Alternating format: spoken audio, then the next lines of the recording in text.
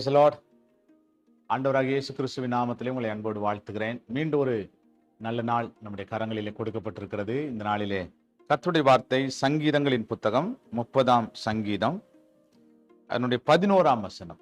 என் புலம்பலை ஆனந்த களிப்பாக மாற பண்ணினீர், என் மகிமை அமர்ந்திராமல் உம்மை கீர்த்தனம் பண்ணும்படியாக நீர் என் இரட்டை களைந்து போட்டு மகிழ்ச்சி என்னும் கட்டினால் என்னை இடை கட்டினீர். என் புலம்பலை ஆனந்த களிப்பாக மாற பண்ணினீர். பலவிதமான புலம்பல்கள் அப்படித்தானே.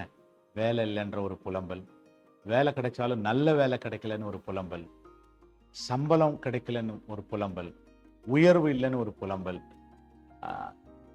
ஆமா சாப்பாட்டுக்கு இல்லைன்னு ஒரு புலம்பல், வருமானம் இல்லை என்கிற ஒரு புலம்பல், பலவிதமான புலம்பல்கள் நம்முடைய வாழ்க்கையில பலவிதமான புலம்பல்கள் ஒவ்வொரு நாளும். இங்க சங்கீதக்காரன் சொல்றாரு, என் புலம்பலை ஆனந்த களிப்பாக மாற்றுவீர். அப்படி சொல்ல மாற்றினீர் அப்படின்னா, நம்ம புலம்பிக் கொண்டிருக்கிறோம் பார்த்தீங்களா, அது ஆனந்த களிப்பா கர்த்தர் மாற்றிட்டாரு. நாம இப்ப என்ன செய்யணும்னா, நாம கர்த்தரை துதிக்கணும், அவ்வளவுதான்.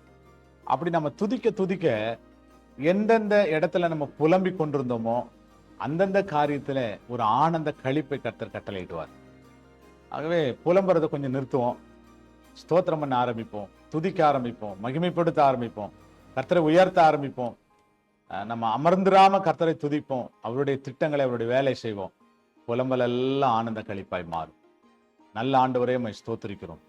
இந்த வசனம் கிறிஸ்து இயேசுவின் மூலமாய் ஒவ்வொருவருடைய வாழ்க்கையிலும், புலம்பிக் கொண்டிருக்கிற ஒவ்வொருவருடைய வாழ்க்கையிலும் ஆண்டவரே அது ஆனந்த களிப்பாய் மாறட்டும் என்று நாங்கள் வாழ்த்து ஜெபிக்கிறோம். பொறுப்பெடுத்துக் கொள்ளும், வழி நடத்தும். இயேசு ராஜாவின் நாமத்தில் வேண்டிக் கொள்கிறோம் நல்ல பிதாவே. ஆமென், ஆமென். Praise the Lord.